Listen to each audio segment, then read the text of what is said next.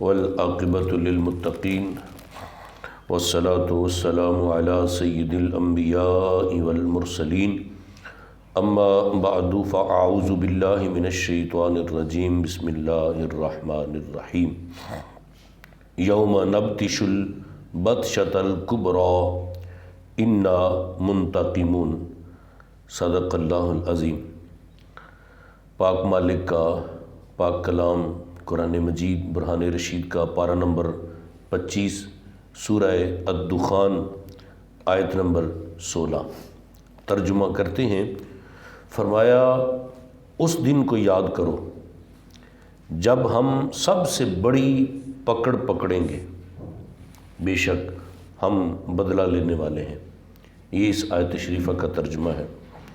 فرمایا گیا کہ اے مشرکو، دنیا میں شرک کرنے والو، اگر میں تم پر نازل ہونے والا وہ عذاب دور کر دوں جس نے تمہیں بے حال کر دیا ہے، تمہارا برا حال ہو گیا ہے، اس کے بعد پھر تم کفر کی طرف لوٹ جاؤ اور اپنے رب سے کیا ہوا وعدہ توڑ دو، تو میں تم سے پھر اس دن بدلہ لوں گا جب تمہیں بڑی پکڑ کے ساتھ پکڑوں گا۔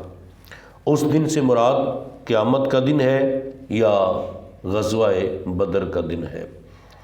آگے فرمایا وَلَقَدْ فَتَنَّا قَبْلَهُمْ قَوْمَ فِرْعَوْنَ وَجَاءَهُمْ رَسُولٌ کریم، آیت نمبر 17 ترجمہ۔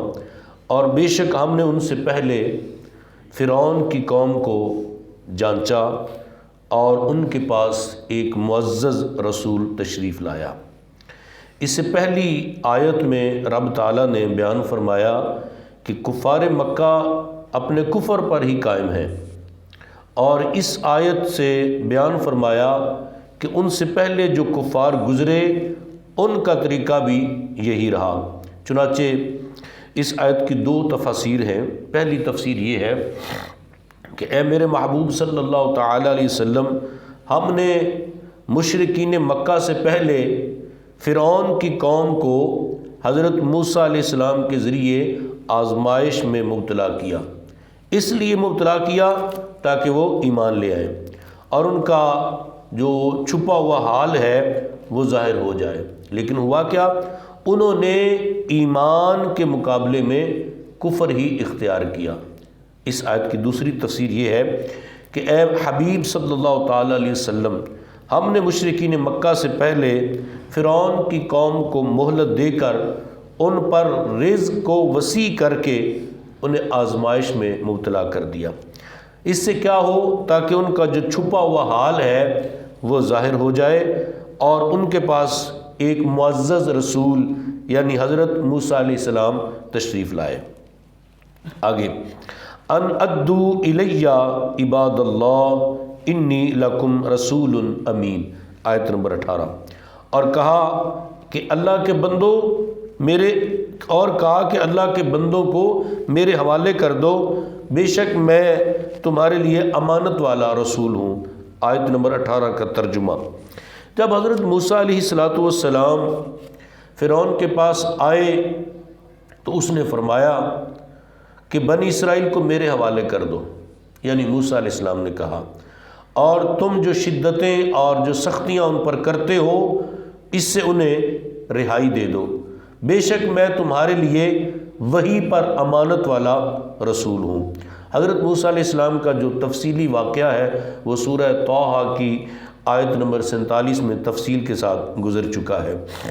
آیت نمبر 19 وَأَلَّا تَعْلُوا عَلَى اللَّهِ إِنِّي آتِيكُمْ بِسُلْطَانٍ مُبِينٍ، اور یہ کہ اللہ کے مقابلے میں سرکشی نہ کرو، بے شک میں تمہارے پاس روشن دلیل لاتا ہوں۔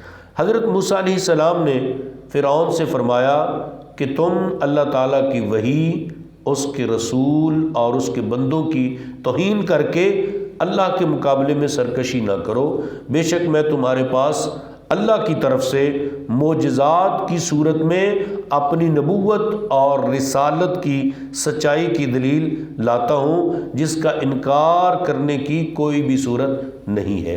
اللہ رب العزت کی بارگاہ میں دعا ہے کہ اللہ تعالیٰ مجھے اور آپ کو پاک کلام سمجھ کر عمل کی توفیق نصیب فرمائے۔